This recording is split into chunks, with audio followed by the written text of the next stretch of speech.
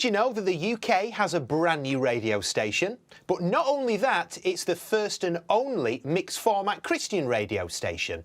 But what does that mean? Well, we play the best of Christian music, mixed together with the best of mainstream music, and we have an output like nobody else, completely family friendly for everybody. So download the app, listen to us on smart speaker, or go to our website right now, connectradio.com. Go on, you know you want to.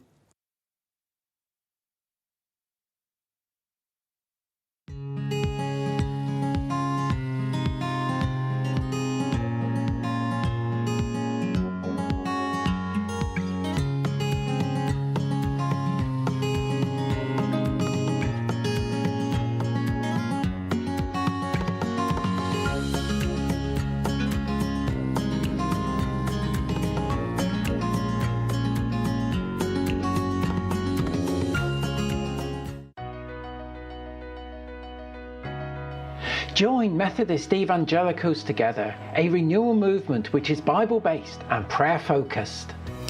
We believe that God is far from finished working in our midst. We yearn to see the body of Christ built afresh by renewing the Wesleyan mission, because the gospel is too good to keep to ourselves. By uniting and representing evangelicals at every level of Methodism, we're preparing hearts and communities for fresh evangelistic work, fulfilling the Great Commission to make disciples. By praying for revival and spiritual renewal, we are imitating the actions of our Wesleyan forebears. If you have a passion to see the flames of faith rekindled in your community and across these nations, then we invite you to join us at methodistevangelicals.org.uk.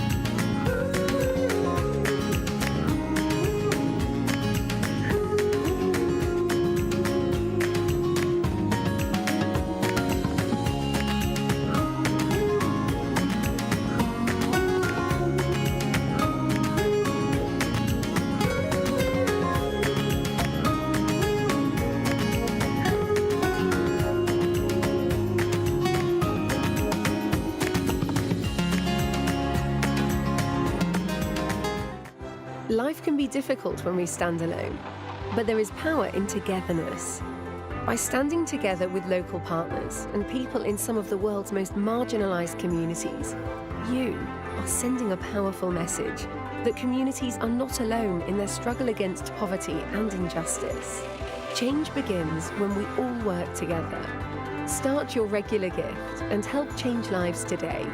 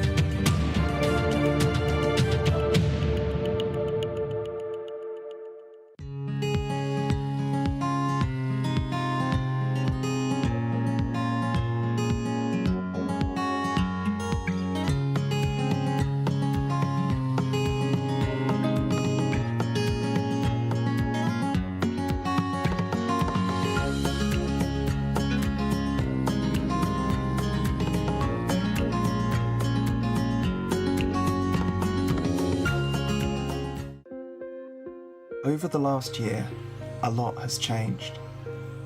And we've laughed, cried, celebrated and mourned with people across the country and the world. Even in lockdown, we've carried on, encouraging children and adults in their lives, Tackling mental health, serving communities, seeking climate justice, declaring that God's love is for all. We don't just exist in the world. we are part of a global family. And while the future is uncertain, we're excited for what's ahead.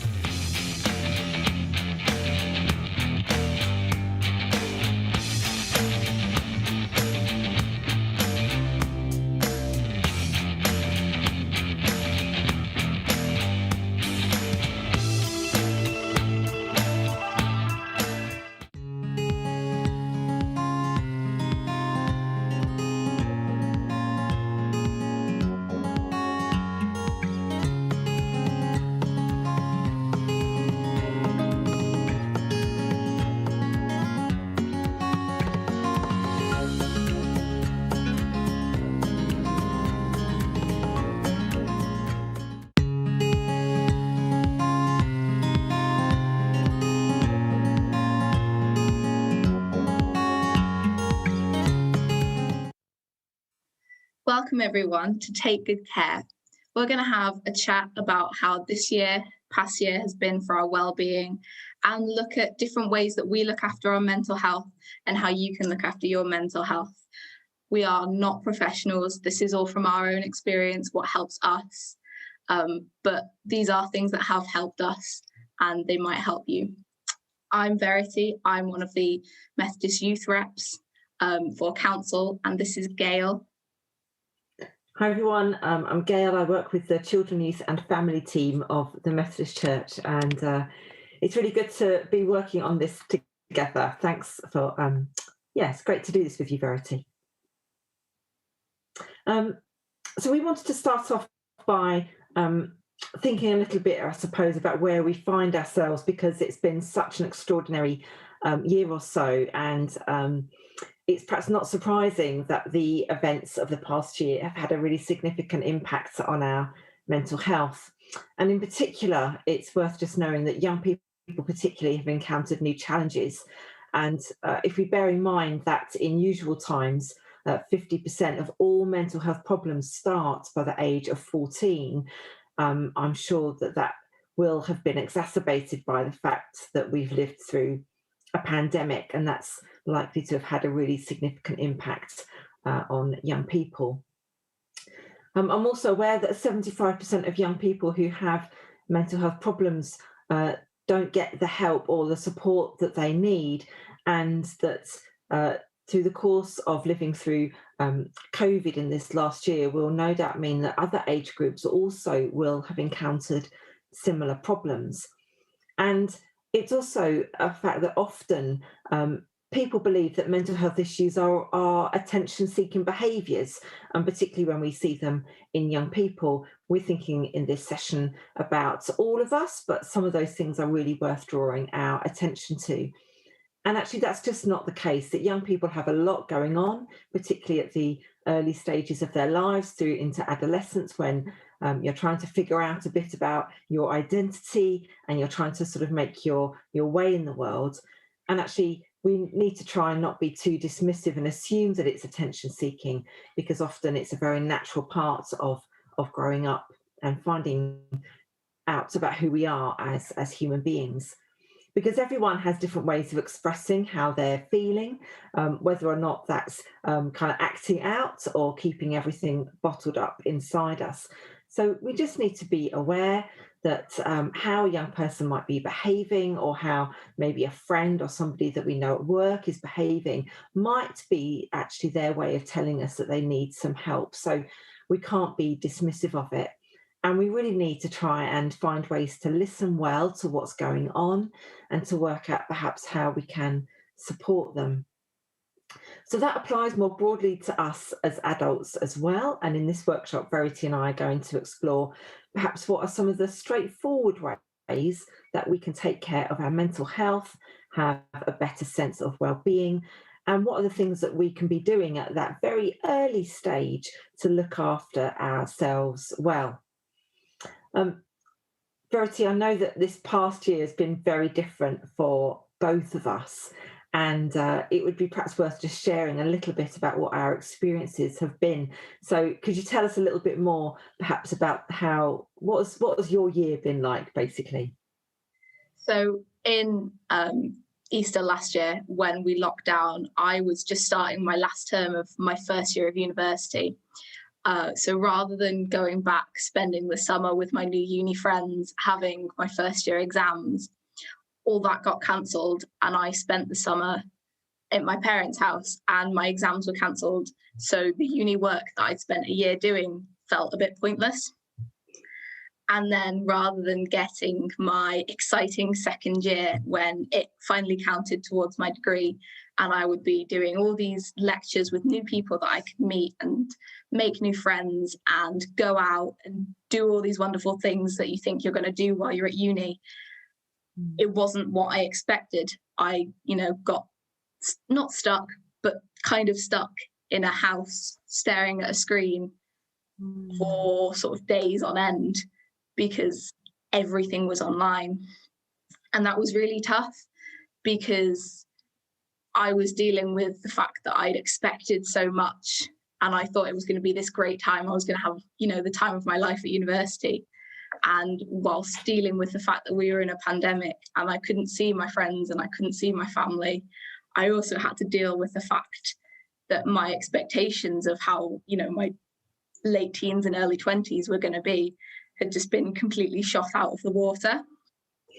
And that was something that's really tough to deal with. And I've spent sort of past year kind of being like, this isn't fun. How about you? How's this past year been for you?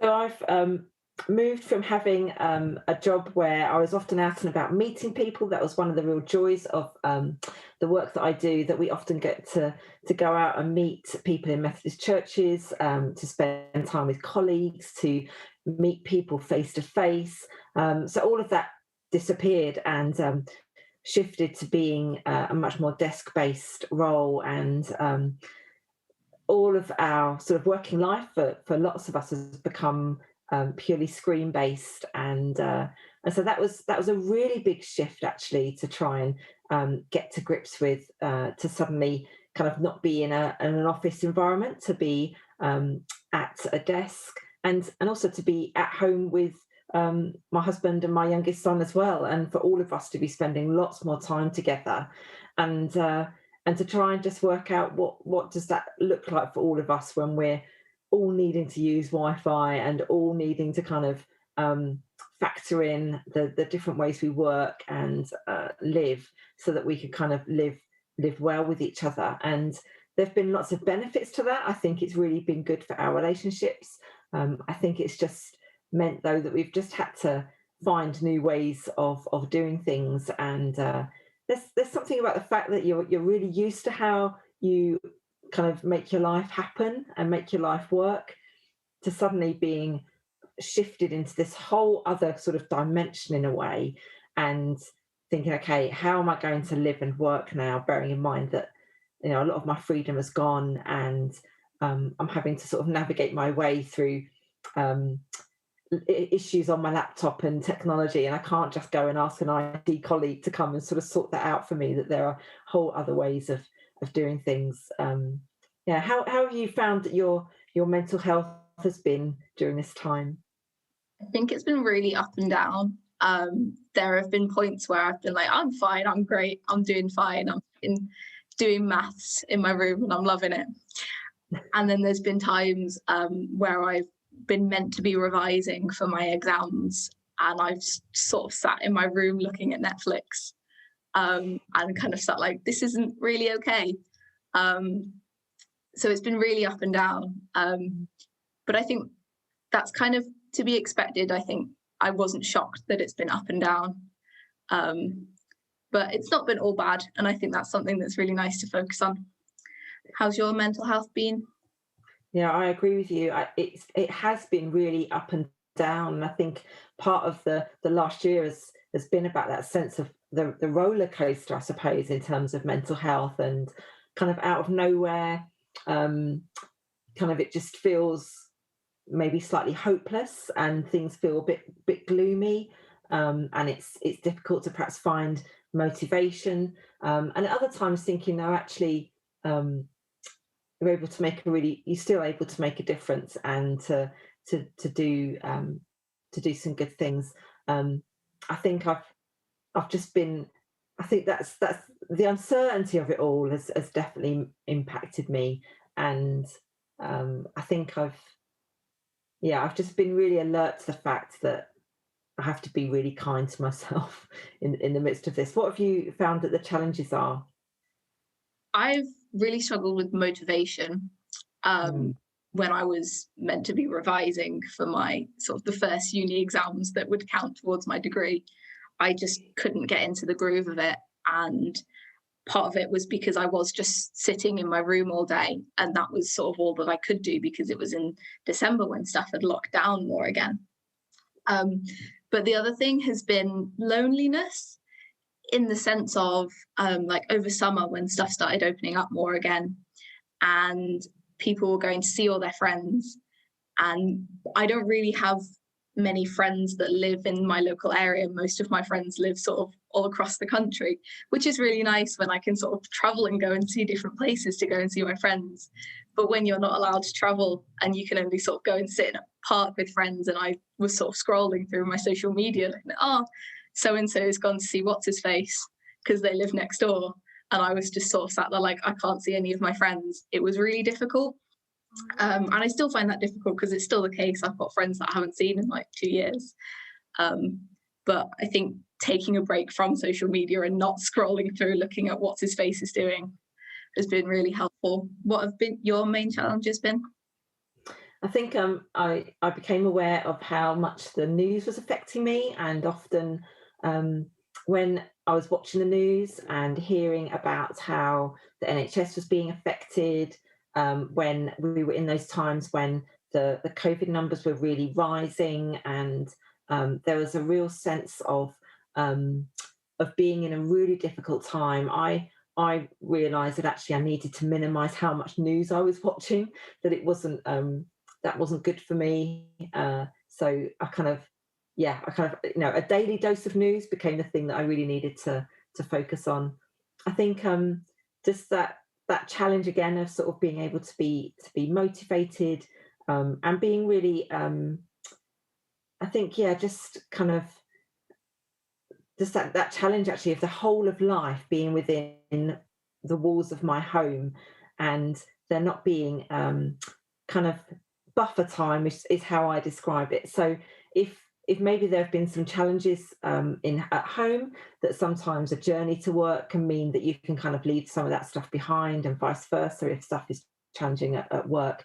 But because everything happens under the same roof, it becomes really difficult to manage that well sometimes. And so I think trying to find ways to make sure that I can maybe just focus on one thing, that challenge of being able just to focus on what I need to do in that moment has been a hard one for you.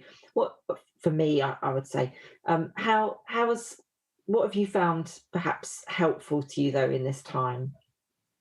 I found it really helpful sort of accepting that I'm not okay all the time, which is really hard. It's really hard to be like, yeah, no, I'm not okay. Because I'm that person who's always to all my friends, oh, are you okay? How are you doing? Are you okay? And then they ask me and I'm like, no, I'm good. But actually remembering that it's okay to not be okay, and it's perfectly normal to not be okay, and that it's a really tough time and a lot of people are not okay.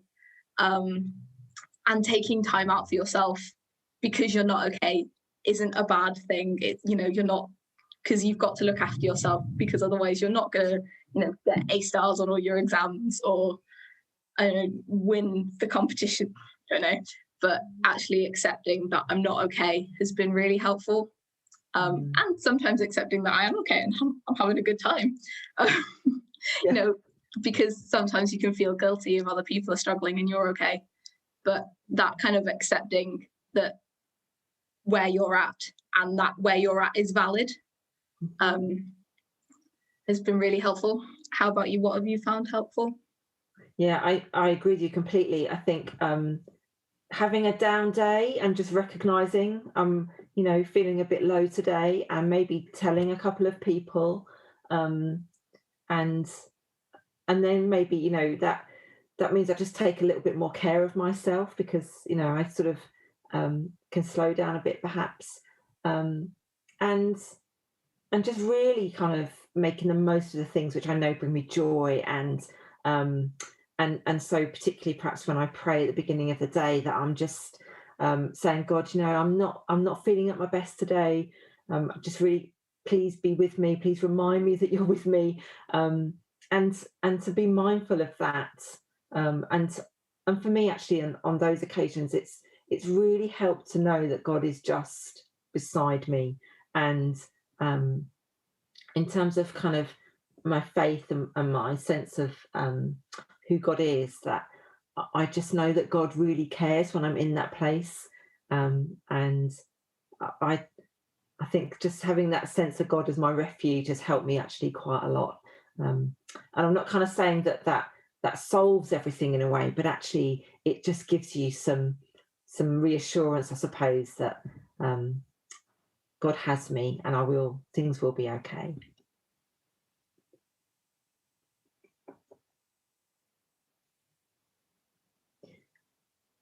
So on from sort of what has been helpful for us, we've got some top tips, which is based on stuff that we find helpful.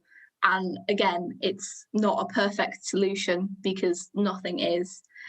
There is no perfect answer as to how you can look after your well-being. There's also no perfect well-being. It's just about taking time for yourself and doing what works for you.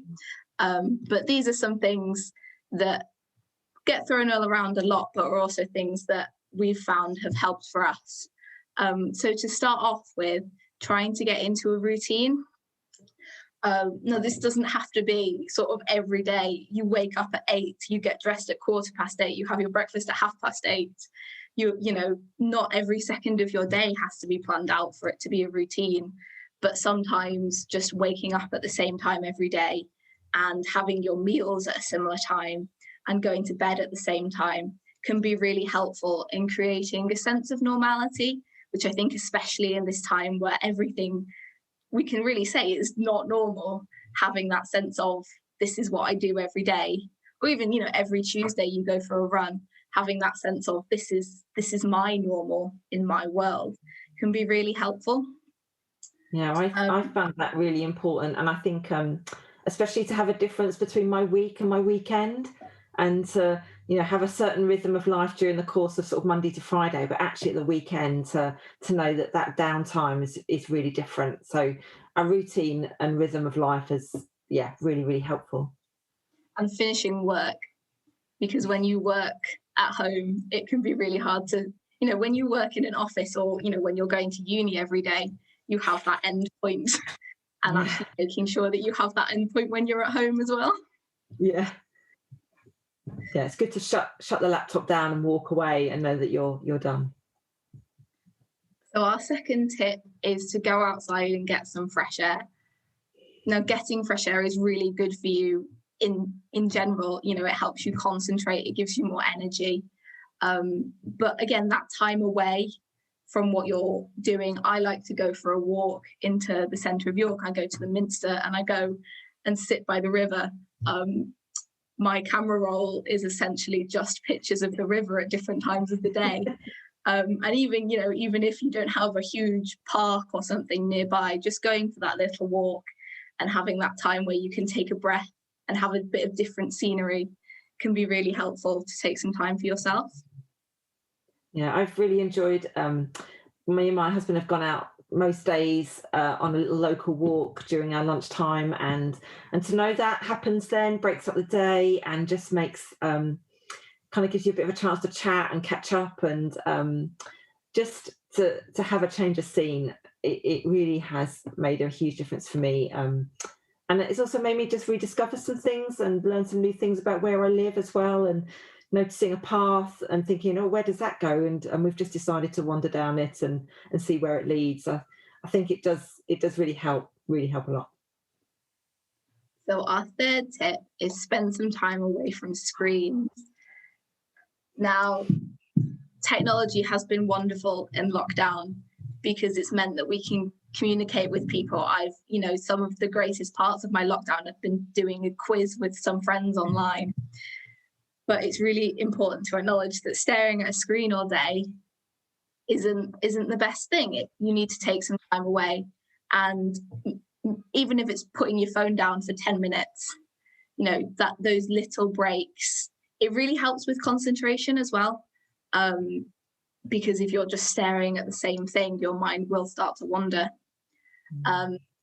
As well as taking time away from screens, taking time away from social media that's on the screens, because I found during lockdown that I was looking at sort of what other people were doing. They're doing all these great things when I'm sat doing nothing. And actually sort of taking time away and having that reality check that is, what I'm doing is okay too, can be really helpful. I know that you mentioned about that you love to cross stitch, and I've learned over the past few years to crochet, and I found that is a great activity away from the screen, because I have to pay attention to what I'm doing. I have to think about the stitch that I'm trying to do. I have to think about how many I need to do, and it acts like a bit of a circuit breaker for me, because it just means I focus purely on that one thing. And there's something just really lovely about creating and seeing something kind of grow and develop, whatever that might be. So I think sometimes, the creative stuff, whatever that looks like, can be really useful, because otherwise I'm in danger. I've discovered that I absolutely love Taskmaster, and there are many series to catch up with on online, and otherwise I would just be binging that all day long. So it's good to have other things to do as well. Yeah, last term when I would sit and crochet while my housemate would knit in the living room, we'd sit and have a gossip. One of the best times of the day. And that links into this next top tip, which is take time to chat and check in with friends and family. Maybe it's asking if they're okay, them asking if you're okay. Maybe it's just having a gossip about something silly that's happened in your day. Your friends and your family are there to support you, and actually checking in on them is good for them, but it's good for you as well, and they will check up on you, and that's good for you. And it helps you think about how your day's gone as well. Sometimes just me messaging my mom saying, yeah, today was a bit rubbish, and her saying, oh, my day was a bit rubbish too. And actually that sort of mutual, it's a bit rubbish, isn't it? Can be really helpful. Yeah, that can help so much. At the start of lockdown last year, my mum joined WhatsApp, and I've never, my mum and I have never sort of messaged each other because of the fact that just wasn't something that we kind of grew up doing. But I've loved the fact that my mum and I are in regular contact on WhatsApp. I get pictures of projects that she's working on, pictures of their garden. She sent me a picture of a pot of sweet peas that I bought her for Mother's Day, and it's just really kind of nice to just have a sense of other people's lives and what's going on for them. So that, it definitely, however small, it can really, really help. And our final top tip is do something fun. Now, I don't know what your definition of fun is. My definition of fun sometimes is sitting and doing a maths problem, because that's what you get when you're a maths student. But if it's sitting, even if it is sitting and watching some TV or going for a run, if that's your idea of fun, doing something to take that time and have a giggle, have a laugh, enjoy yourself. Because at the end of the day, God created all these wonderful things that we could do to enjoy ourselves, and make use of them and have a laugh, have a giggle, have some fun, because it really helps. Yeah, and I think often as adults, we somehow feel that fun or play is kind of overrated and is something that perhaps we kind of almost not entitled to. There's a sense maybe as, and particularly as Christians, it can perhaps feel a bit self-indulgent to enjoy ourselves, but actually it's a really important part of who we are as our makeup as people made in the image of God. So I think identifying the things which we enjoy, that are kind of going to put a smile on our face, that are light-hearted, I think, yeah, just kind of putting those higher up our list of things to do and to make time for, and not leaving them to the bottom of the list, I think is really, really important. Thanks so much, Verity. Those tips are really, really useful, and I'm just really enjoying being reminded of those things. So thanks for sharing those. I'll perhaps now share a few things that in terms of some suggestions that we have of maybe places to go, and if you need some help, if you need some advice, there are a few things here that we would want to say we think are really, really useful. So here are some suggestions from us, and perhaps the first one that we think is really important is around our looking at Action for Children, particularly, because we think Action for Children actually has some really, really great resources that we can recommend to other people, that we can kind of make sure that we're sharing widely so that everyone is able to make use of these things. I think my tech may have been a bit slow then, so sorry if there was a bit of a delay, or if things kind of just went a bit too for a moment. So let's just start this again. So there are 3 places that we would really recommend and signpost you to if you want to find out some more. The first of those is Action for Children, who have some brilliant online resource. There is a journal called Can't Talk Right, which is a brilliant thing. It's been created for young people, but I looked at it and thought, actually, as an adult, I would really find this useful. You can find that at actionforchildren.org.uk. Then Young Minds have a brilliant section on their website that's called Looking After Yourself. And they're really excellent little snippets and bite-sized things that we can use for ourselves, or again, maybe if we're working or we know other people that would really benefit from these things, that we can signpost them to as well.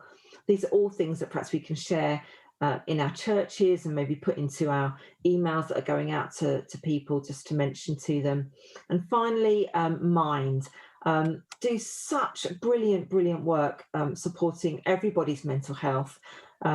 They offer lots of advice and support. They give us lots of ways in which we can be really taking really good care. So definitely take a look at what they've got to offer as well.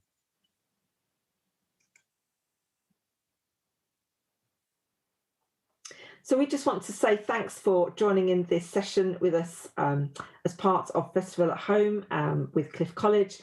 It's been really great fun, Verity, to work on this with you, and for all the time that we've spent planning and preparing. That's been a real pleasure, actually, and a real bonus for me. So thanks ever so much for everything that you've brought. Thank you for everything you've brought as well. It's been really nice. It's really nice just talking about it. And I think that's what's really important. So I hope everyone watching has enjoyed it, but I know that I've really enjoyed doing it. So it's been brilliant. We hope you found this session helpful, and there are some other resources available in the playlist that's available for Festival at Home on the Methodist Church playlist. So do encourage you to go and take a look there. Have a great weekend, and hopefully we might get to see some of you soon. Take care, folks. Bye-bye.